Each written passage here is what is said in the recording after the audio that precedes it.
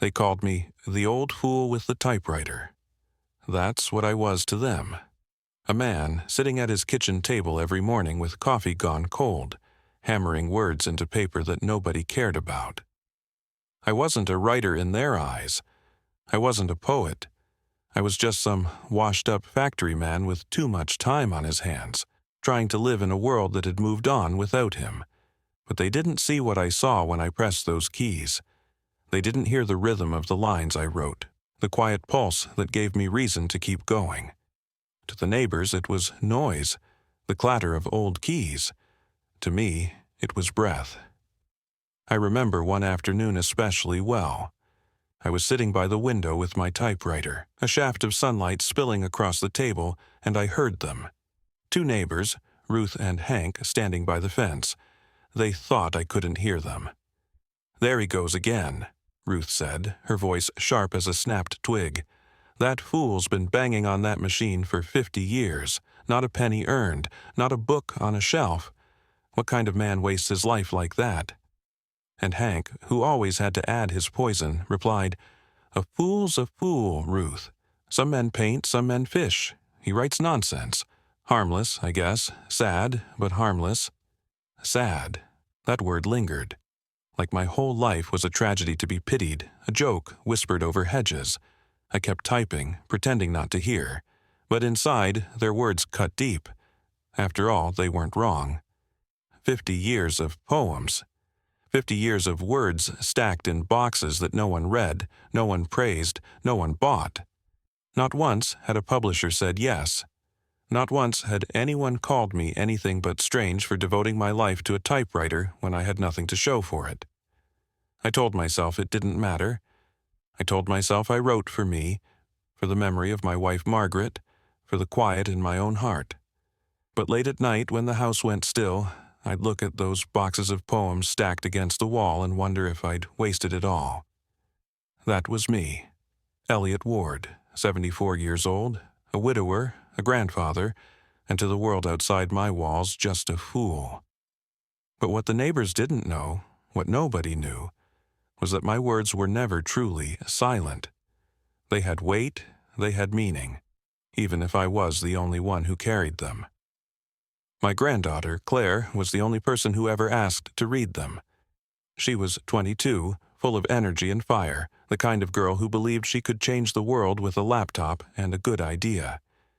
When she came to visit, she'd sit cross-legged on the floor and pick up my pages with her painted nails, reading them out loud like they were treasures. "Grandpa," she said once, her voice full of wonder, "these aren't just poems. These are pieces of your soul." I chuckled then, embarrassed. "Pieces of paper, Claire. That's all they are, nothing more. You'll see. Life will teach you not to waste time on dreams that don't pay the bills." But she didn't agree. She never agreed. She saw me differently, not as the neighbors saw me, not as the fool. She saw a man with words worth hearing. I didn't believe her, not then. I had lived too long in the shadow of failure, too long listening to whispers and rejection letters. I had convinced myself that the world had no use for my voice, but the truth, the painful, beautiful truth, is that my granddaughter was right, and in time she proved it, because this year, after 5 decades of silence, she did something that changed everything.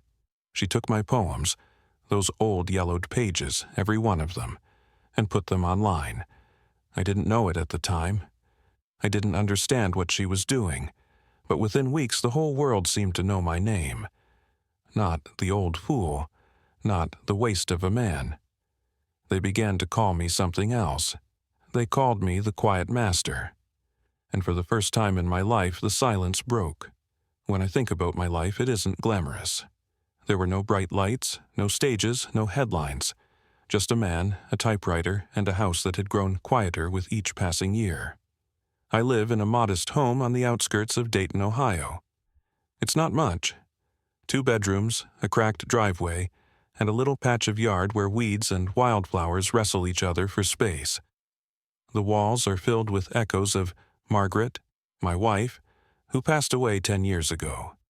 Her photographs are still on the mantel, her smile as bright as the summer sun. her eyes full of the patience I never deserved. Sometimes I catch myself speaking to her picture, telling her about my day, telling her about the poems I wrote. I imagine her saying what she always did. "Keep writing, Elliot. One day it will matter." It was always her voice that kept me going.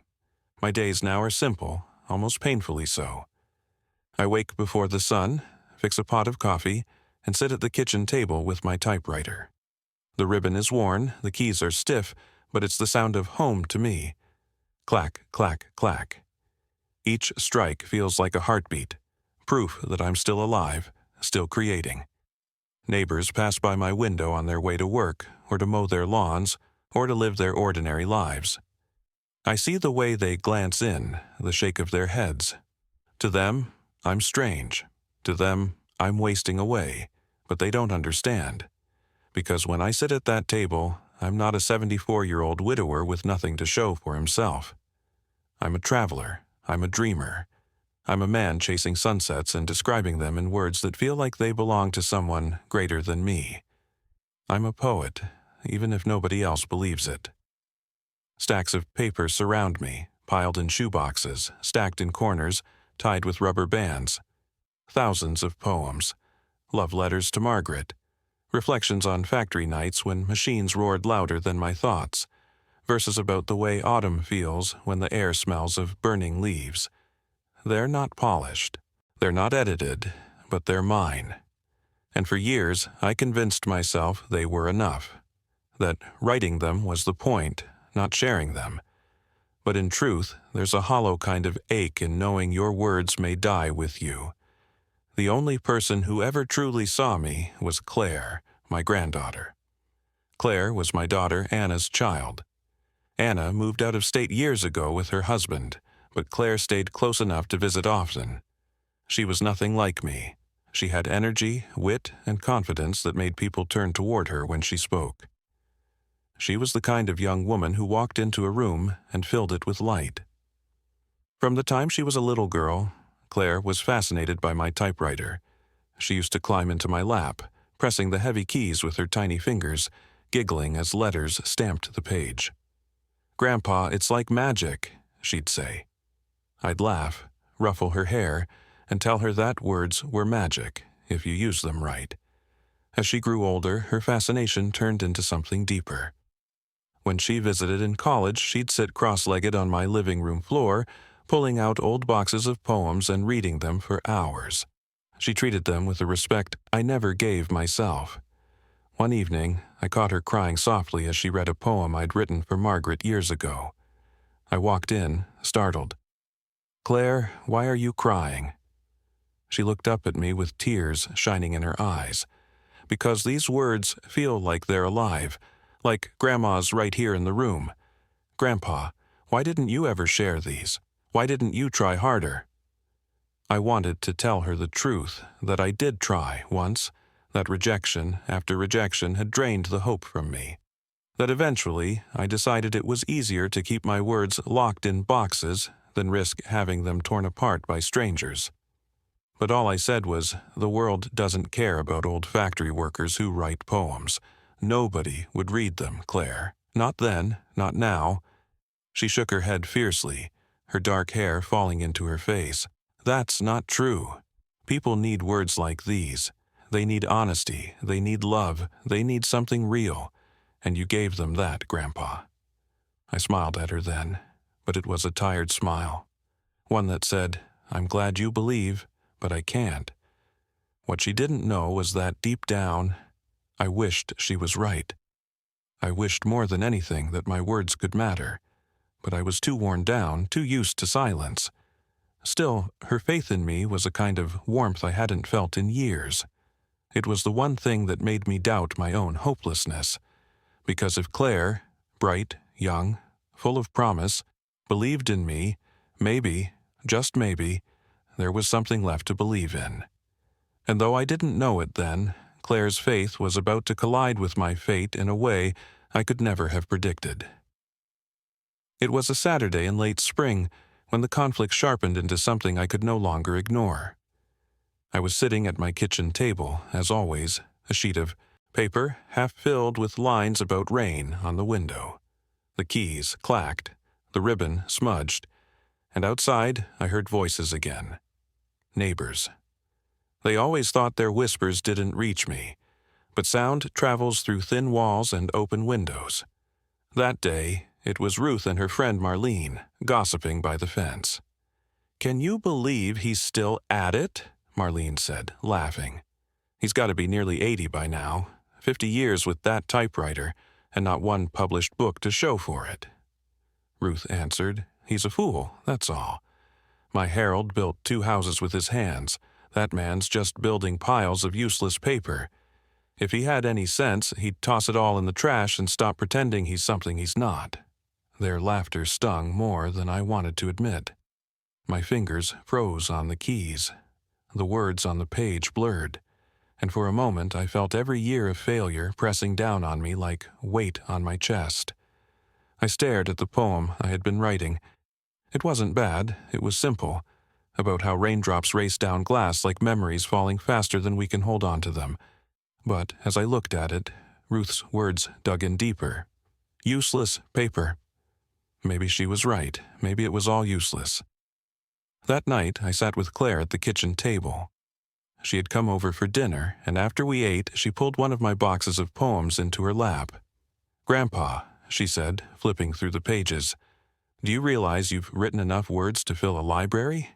These aren't scraps. These are stories, songs, entire lives written down. Why do you never let anyone see them?" I sighed, rubbing my forehead. "Because I know how it ends. I've been there. Rejection letters, doors slammed shut, editors who never even bothered to reply. The world doesn't want my words, Claire. They've made that clear." She shook her head, her eyes fierce. "That was then. Things are different now. People share writing online. Millions of people read poetry every day. You could reach more people in a week than publishers would give you in a lifetime." I laughed bitterly. "Reach people? You mean so strangers can laugh at me too? So they can call me a fool like the neighbors do?" Her voice broke a little, but she didn't back down. "Grandpa, listen to me. You're not a fool. You've written about love and grief and hope in ways people need to hear. There are kids out there who feel lost, people who feel broken, and your words could help them. You could give them something no one else can. Why can't you see that?" Her words struck me, but my heart was tired. I looked away. "Because I don't believe it anymore, Claire. I used to, but not now. It's too late for me." For a moment, silence hung heavy in the room. I expected her to give up, to set the pages down, but instead she leaned forward and spoke softly, almost pleading. "You've given your whole life to these poems. Do you really want them to die in boxes when you're gone? Do you want people to only remember what the neighbors said, that you were just some old fool?" The question hit me hard. I had thought about death before. Margaret's passing left me with no illusions about how quickly life disappears. But I'd never thought about what would happen to the words when I was gone. Would they rot in the attic, burn with the house, be thrown out with the trash? The thought made me sick. I wanted to argue, to tell her it didn't matter. But the truth is, it did. It mattered more than I dared admit. Still, fear was louder. "I can't, Claire," I whispered. "I can't face the humiliation again. I can't give strangers the power to tear me apart." Her eyes softened. She reached across the table and took my hand. "Then let me take that weight. Let me show people for you." I shook my head firmly. "No, absolutely not." But Claire only tightened her grip, a quiet determination in her eyes. "You may have given up, Grandpa, but I haven't. I believe in you, even if you don't, and maybe that's enough." I didn't know it then, but she had already made up her mind. That night was the first time I realized we were at a crossroads, her hope colliding with my despair, and soon one of us would win. The weeks after that night felt heavier. My typewriter still clattered in the mornings, but the words came slower. Doubt poisoned every line. When I stacked new pages onto the old ones, I wondered if I was just adding more weight to a coffin no one would ever open. Claire kept visiting, persistent as spring rain. She'd walk in with her smile, pour us both coffee, and sit cross-legged on the floor with a stack of my poems spread around her like a mosaic. She treated them like treasures, but I only saw scraps. One evening, she asked again, her voice steady but with a spark of urgency. "Grandpa, let me share them, just a few, not all. One poem, let me see what happens." I shook my head. "No, Claire, I won't be mocked again. I've lived with enough rejection." She frowned but didn't argue. Instead, she said quietly, "All right, I understand." I believed her. That was my mistake. Because 2 weeks later she showed up at my door with a look in her eyes I hadn't seen before, something between guilt and triumph. "Grandpa," she began carefully, "I have to tell you something." My heart sank. "What is it?" She pulled her phone from her pocket, the screen already glowing. "I took some of your poems, just a handful. I typed them up, and I shared them online." The words hit me like a punch. My chest tightened, my stomach flipped. "You what?" "I made a website," she said quickly, almost tripping over her words, "a simple one. And I posted your poems under a pen name, The Quiet Master. I thought it suited you. And Grandpa, people are reading them." I stood so fast my chair screeched against the floor. "Claire, you had no right. Those words were mine. Mine, not for strangers, not for the world to laugh at." Her face crumpled, but she didn't back down. "No one is laughing. They're crying. They're thanking you. Do you understand? People are connecting with your words." I turned away, gripping the back of the chair like I might fall without it. My voice shook. "Do you have any idea what you've done? Do you know how much it hurts to be told you're worthless? That your words mean nothing? I can't go through that again. I won't." "Grandpa," she stepped closer, her voice breaking now. "Please, just look. Don't take my word for it. Read what they're saying." But I couldn't. I refused to look at her phone. The fear was too sharp, the wound too old. I felt betrayed, exposed. For years, I had hidden those poems away, safe in their silence. Now, they were loose, vulnerable, in the hands of strangers. That night, after she left, I sat alone at the table, staring at the typewriter. My hands trembled as I typed a single line. "Trust is a fragile bird. Once it flies away, it may never return." I tore the page from the roller, crumpled it, and threw it into the trash. But Claire didn't give up. A few days later, she came back, this time more resolute. She laid her phone gently on the table in front of me, screen unlocked, page open.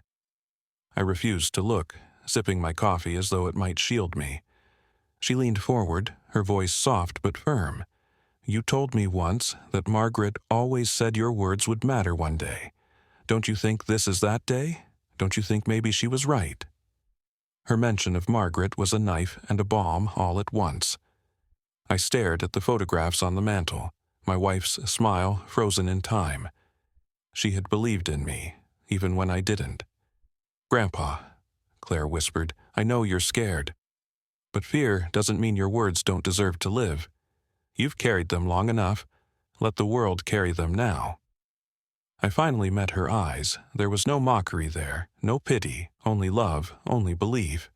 And in that moment I realized something. Claire wasn't trying to expose me. She was trying to save me, to save my life's work from vanishing into dust. I exhaled slowly, my chest heavy.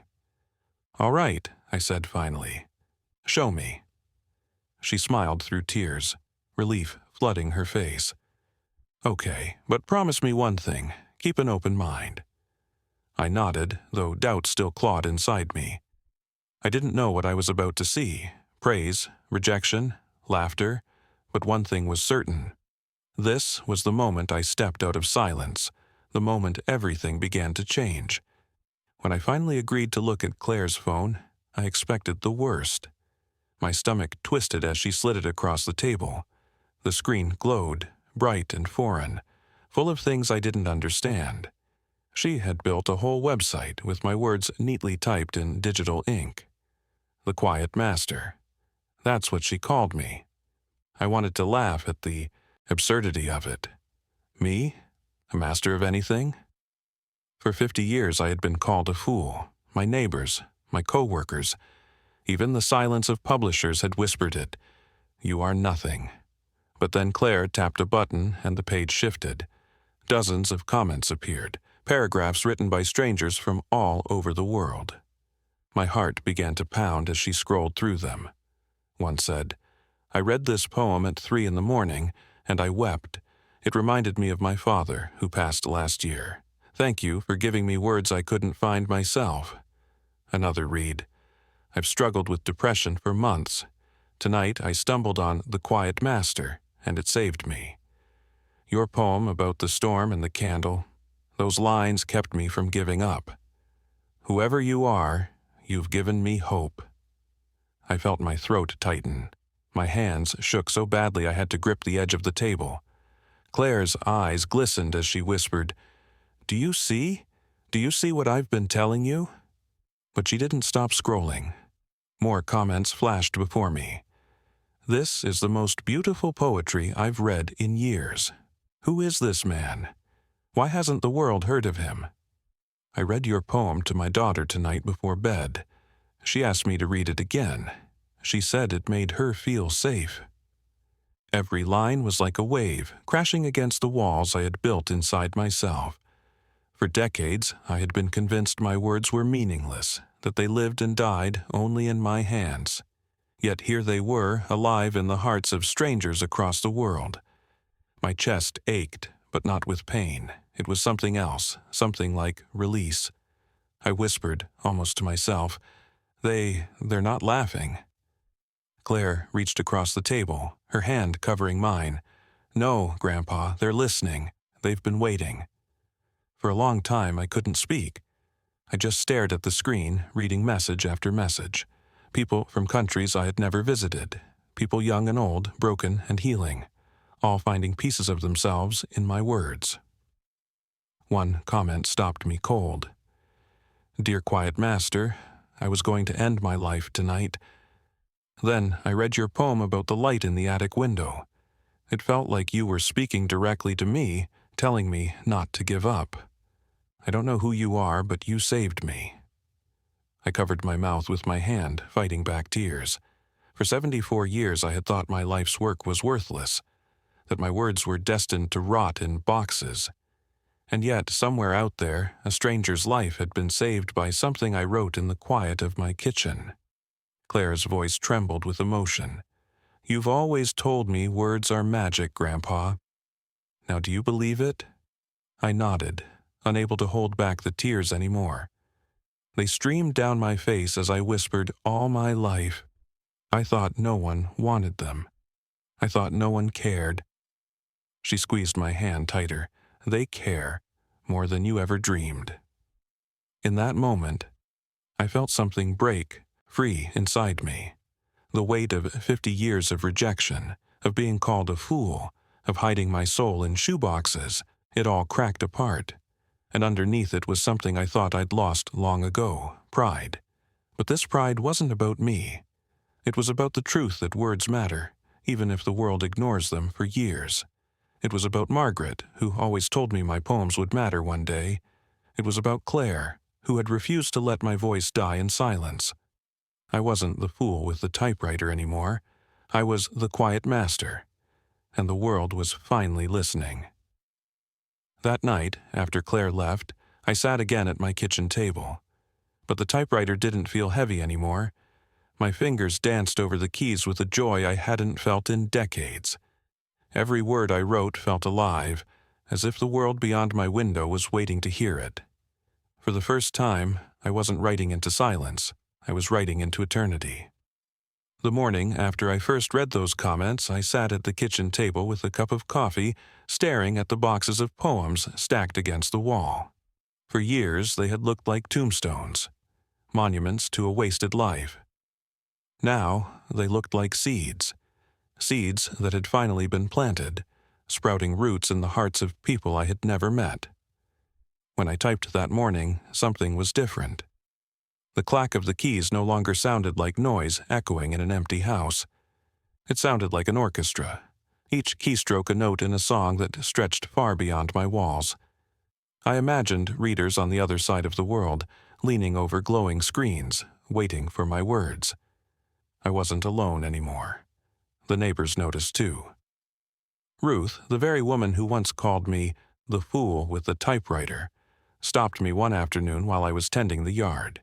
She held a printed sheet in her hand, one of my poems. I blinked in disbelief as she said, her voice awkward but sincere, "I didn't know you had this in you, Elliot. This is beautiful." I wanted to laugh at the irony, but instead I smiled softly. "Thank you, Ruth." That was all I said. For years her whispers had cut me open. But now her words no longer had the power to wound me. The world had spoken louder. Word of the quiet master spread faster than I ever imagined. Claire showed me articles from small blogs and local newspapers. People wanted to know who I was, why I had been silent so long, why I had never published. Some even asked for books. A publisher reached out, a small one, but real. I almost turned it down out of habit, out of fear, but Claire wouldn't let me. "You're not hiding anymore," she said firmly, her hand on mine. "This is your time." So we worked together. Claire typed out hundreds of my poems. I sat beside her, editing, choosing, remembering. And when the first bound copy of my collection arrived in the mail, I held it like a newborn child. 50 years of words, finally alive between two covers. I thought of Margaret then. Thought of how she used to whisper, "Keep writing, Elliot. One day it will matter." My hands trembled as I whispered back, "You were right, love. You were right all along." But the greatest lesson came not from the neighbors, not from the publisher, not even from the sudden wave of praise. It came from Claire. She reminded me that sometimes it takes just one person to believe in us, to breathe life into dreams we've declared dead. Without her faith, my poems would have remained hidden, gathering dust until the day my house grew silent forever. I tell you this now because maybe you're sitting with your own shoebox of words. Maybe it's not poetry. Maybe it's paintings or songs or inventions or stories you've been too afraid to share. Maybe people in your life have whispered like my neighbors, calling you foolish for chasing what doesn't pay the bills. Maybe you've started to believe them. But I've learned that silence is the greatest tragedy. The world doesn't need another quiet attic of hidden dreams. It needs your voice, your art, your truth. It doesn't matter if you're 22 like Claire or 74 like me. It's never too late. Your words, your creations, your ideas, they can outlive you. They can reach hearts you'll never see. They can save lives you'll never know. I am not the old fool with the typewriter anymore. I am the quiet master. But that title isn't about pride. It's about proof that even the most ignored voices can one day be heard, that even 50 years of silence can end in a single moment of belief. Now, when I sit at my typewriter, I don't wonder if my words will vanish. I know they will find their way into the world. I know that somewhere, someone is waiting to read them. And when I close my eyes at night, I feel Margaret's presence beside me, whispering as she always did, "One day it will matter." That day is here. And if you've been waiting for your day, if you've been waiting for someone to give you permission, consider this story your sign. Share your words, share your art, share your truth. Because you never know whose life depends on it. So that's my story. From being called the old fool with the typewriter to finally becoming the quiet master. If there's one thing I've learned, it's this. No dream is too small, no voice too quiet, and no life too late to make an impact. If this story touched you, if it made you think about your own hidden passions, do me a favor, like this video because it tells me the words still matter. Share it with someone who might need a reminder that their voice matters too. And if you want to hear more stories like this, ones about love, loss, faith, and second chances, Subscribe to the channel and join me on this journey. Your support means more than you know, and remember, never stop writing your story.